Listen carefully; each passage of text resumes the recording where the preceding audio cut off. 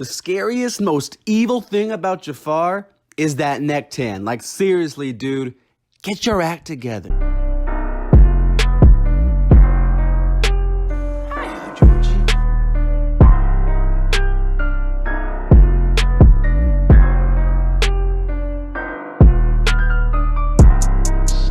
You're looking.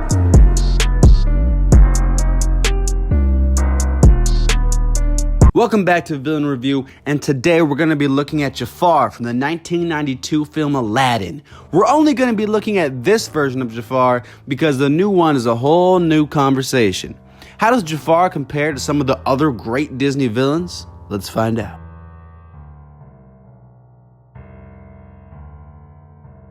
So when it comes to origins, there's almost nothing. Some sources claim that he was a struggling street rat, much like Aladdin, but this is never mentioned in the movie, so I'm not going to consider it canon. This is really a bummer because when there's no origins for a villain, there's no explanation for why they do what they do. Jafar wants power more than anything, but in reality, he probably needs some new facial hair. There's room for interesting things to be explored, but we never learn anything about him. How did he get his staff? How did he get to power? All of these would have been cool to get some background behind, but we sadly don't. Because of this, his staff kind of seems out of place. We're not really sure how a man as evil as himself came into power. I really wish we would have gotten more. Now, where were we? Ah, yes, abject humiliation.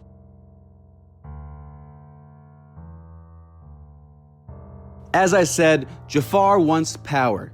He wants to be Sultan, and he will do whatever it takes to make that happen.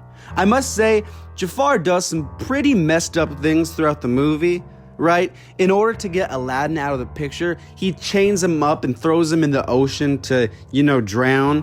And yeah, that's kind of dark. Something I like about Jafar is that he always has a scheme, and when something goes wrong, he always knows how to adjust it. This makes Jafar feel like a real person who has to change up his plan as things go wrong. I also quite like that Jafar's character is consistent in his quest for power in the sense of there's always more. He's never happy with what he has. His staff does make him intimidating and a threat, but I think he could have used it better, like hypnotize Aladdin, hypnotize Jasmine. That probably would have been smarter, my man. For a villain that's supposed to be smart and calculating, he does a pretty good job.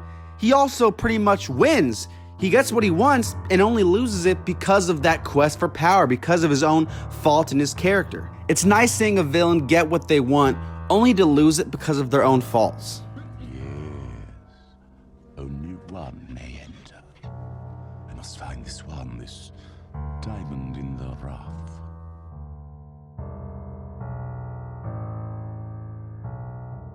Jafar doesn't have any scenes that are bad or that don't align with his character, but he's kind of a one-note guy. There's not one particular scene that stands out for him. Except for one. The ending of the film is when Jafar really starts to get good. It's cool to see him unleash this evil he's been hiding for such a long time and slowly gain more and more power. This concludes in him turning himself into a massive snake, and it's awesome. Without the genie, you're nothing. The genie. At this point, Jafar is as big of a threat as any villain can be. He's the most powerful sorcerer in the world and is as much of a physical threat as he is an intelligent one.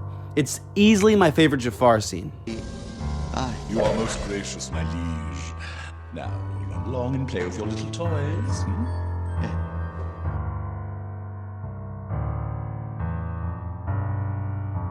It really hurts Jafar that we know nothing about his backstory. We have no idea why he wants power, and it comes across as kind of a generic motive. The lack of origins also makes his staff seem a bit out of nowhere, and the same staff could have been used better. It's the one thing Jafar could have been smarter about. Luckily, Jafar shows that he's both evil and smart, but he lacks that uniqueness that would make him truly special. Jafar gets a 6.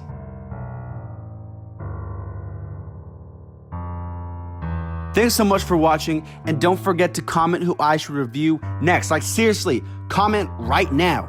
I review a new villain every Monday, so subscribe so you won't miss it.